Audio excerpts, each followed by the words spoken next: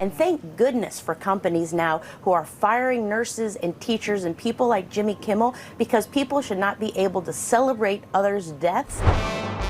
The chairman of the Federal Communications Commission is now making the rounds, not just on Benny Johnson's program, the man who took money from the Kremlin, who was paid hundreds of thousands, if not millions of dollars from Vladimir Putin himself to run with propaganda from the state of Russia, our enemy, a hostile foreign power. The guy who acted as an unregistered agent of Russia is now hosting the FCC chairman, Brendan Carr. And there are demands being made of Jimmy Kimmel right now that they're going to force Jimmy Kimmel to donate to the racist, un-American, bigoted Turning Point USA organization. They want him to give his money that he's earned from his paycheck, his private funds. They want to force him to donate to a racist political organization. This is a serious situation, and it's being celebrated by, championed by Brendan Carr, who, by the way, is up to his neck in this. I got clips here where they're asking a question. Did you have anything more personal to do with this? Did you have any personal involvement in the dismissal, the temporary or the indefinite suspension of Jimmy Kimmel? And you will not be shocked to learn he refuses to answer the question. He pivots and answers a question that wasn't asked. But he's also celebrating the firing. Brian Stelter put this out. He said, I asked FCC Chair Brendan Carr if he had any new comment now that ABC has pulled Jimmy Kimmel's show, and he sent me this GIF. Celebrate. Raise the roof, says Brendan Carr. Jimmy Kimmel has had his First Amendment rights violated by the executive branch of the federal government. Because if you think Donald Trump didn't have something involvement in this, didn't have something to do with this, you're giving fascists the benefit of the doubt. You're legitimizing them by believing that, by putting that out into the ether. Brendan Carr is also thick as thieves, up to his neck involved in this. Here he is explaining that Sinclair is like the Fox News of television affiliates. They own a bunch of ABC stations, but others. You very likely, if you live in a medium-sized metropolitan area, a medium-sized municipality in this country, you likely, Boise, Idaho, that small town has a Sinclair station. You likely have a Sinclair station. I would look it up. And I would not watch them. I would not do business with Sinclair. But this is Brendan Carr celebrating the fact that Sinclair is going to force Jimmy Kimmel to make a donation to Charlie Kirk, the late Charlie Kirk's racist political organization. According to the New York Times, late Wednesday, I'm just quoting here, Sinclair, another owner of many local TV stations, said that it would also suspend Mr. Kimmel's program and called on Mr. Kimmel to apologize and make a meaningful personal donation to Mr. Kirk's family and the activist political group Turning Point USA. Do you think that's an appropriate remedy of the situation? I think Sinclair has every right to call for that. Again, Sinclair affiliates with Disney. They take Disney contract. They have a contractual relationship with Disney, and that's between the two of them to figure out, what's going to make sense to make both of them comfortable with the relationship going forward. But again, over the years, it would be unthinkable for Sinclair, for Nexstar, for local TV stations to actually say, you know what? We're not going to take this particular programming that's coming out of New York and Hollywood and send it to Pennsylvania and Utah. And so the idea that local broadcasters feel like they can push back, I think that's a much, much healthier dynamic for the country right now. Imagine that. Imagine if your employer forced you as a condition of employment to donate to the American Nazi Party. It's not too far off the mark. Charlie Kirk was a racist, Christian nationalist bigot. He had nothing but venom and vitriol for black people, for women, for gays, for transgender Americans. He was a vile, sinister, malign influence, a cancer on the body politic of the United States of America. Doesn't mean that his killing was justified or should be celebrated. Doesn't mean that at all. But he was what he was. He lived his life as he lived his life. We can't be forced to celebrate the accomplishments of a white supremacist. But apparently, according to the Federal Communications Commission chair, a company has every right to demand that Jimmy Kimmel donate to the American Nazi Party. Fantastic. The same interview, he was asked, did you have anything personal to do with this? Did you have any role to play personally in the dismissal, the indefinite suspension of Jimmy Kimmel?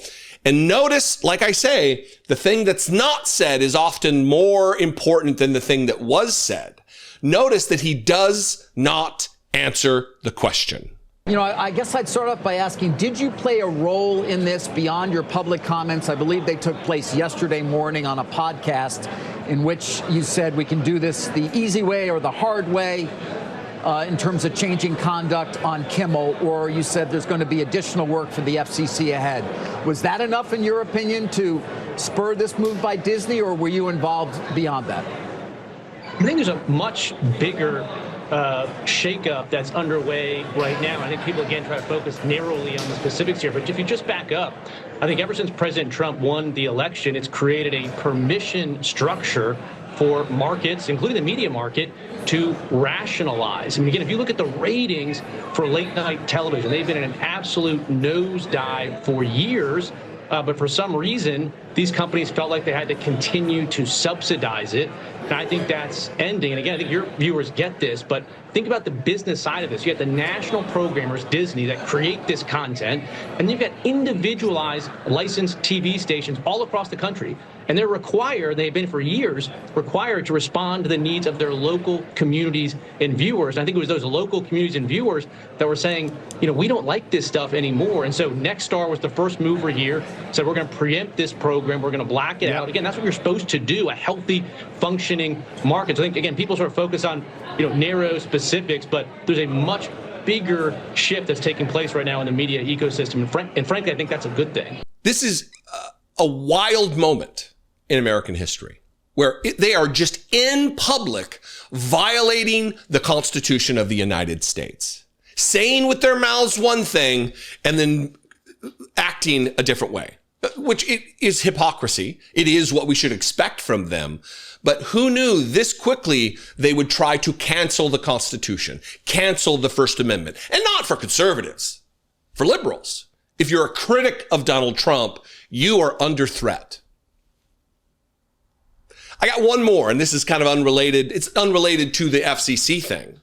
But the White House Faith Office, the White House Faith Office, Jenny Korn is her name, is celebrating, saying thank goodness for companies who are now firing nurses and teachers and people like Jimmy Kimmel, who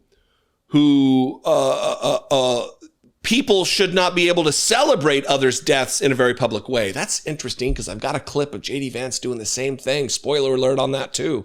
Here's Jenny Korn, a representative of the White House Faith Office.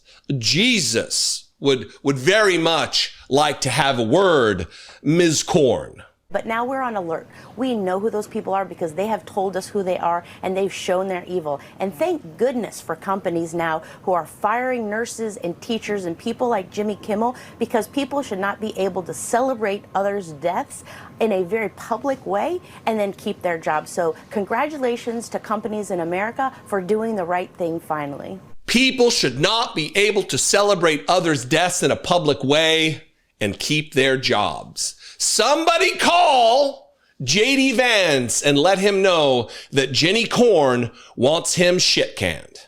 So I was talking to I said Secretary of Defense, but our new Secretary of War, Pete Hegseth. And I was talking to Secretary Hegseth, and you know what he said? He said, you know what, Mr. Vice President, we don't see any of these drug boats coming into our country. They've completely stopped. And I said, I know why. I would stop too. Hell, I wouldn't go fishing right now in that area of the world. But that is what a military that is dedicated to its purpose, and a commander-in-chief that is dedicated to the national good can do. If we just have our actual government fighting for the interests of Americans and nobody else, we can make this country safer, we can protect your jobs, we can make sure you've got the best wages anywhere in the world, and we can stop this terrible poison from coming into our country. We just needed a president who was willing to fight for you, and now we've got one. Yeah, that's the Vice President of the United States just yesterday making jokes about murdering fishermen in boats off the coast of Venezuela. No due process. No proof that what they claim they did. No proof that these people were drug boat pilots, captains. It's a summary execution on the part of the United States, killing civilians using the power and might of the United States military, and then our jackass vice presidents making jokes about it. But again, the free speech rules that are now in place, these new rules, they only apply to liberals and critics of Donald Trump and the administration. They don't apply to J.D. Vance. They didn't apply to Charlie Kirk, who spoke with his absolute political violence on a daily basis. No, they don't apply to him. They don't apply to Donald Trump. They only apply to Jimmy Kimmel and Stephen Colbert, and eventually me and others who do my work on YouTube, on Facebook. What do you think? I invite you to this conversation. We can talk about it in the comments below the video, wherever you're watching it. Make sure you're subscribed to this channel. We are marching toward 1.5 million subscribers on YouTube. And you'll never believe this number, 10,000 on Facebook. The larger our audience is, I mean, more seriously, the larger our audience is on Facebook and here on YouTube, the more truth gets disseminated. And while I still have the freedom of speech, I'm not going to shirk from my responsibility or from my oath to support and defend the Constitution against all enemies, foreign and domestic. That is something that I took seriously when I said it. An oath is an oath. An affirmation is an affirmation, a sacred one at that. Anyway, I would love to hear from you. You can also call the voicemail line 714-576-4054. And of course, the email address is open to you as well, daily@dollemore.com. I love and appreciate you very much. I will see you next time. Until then, be genuine and take care of one another.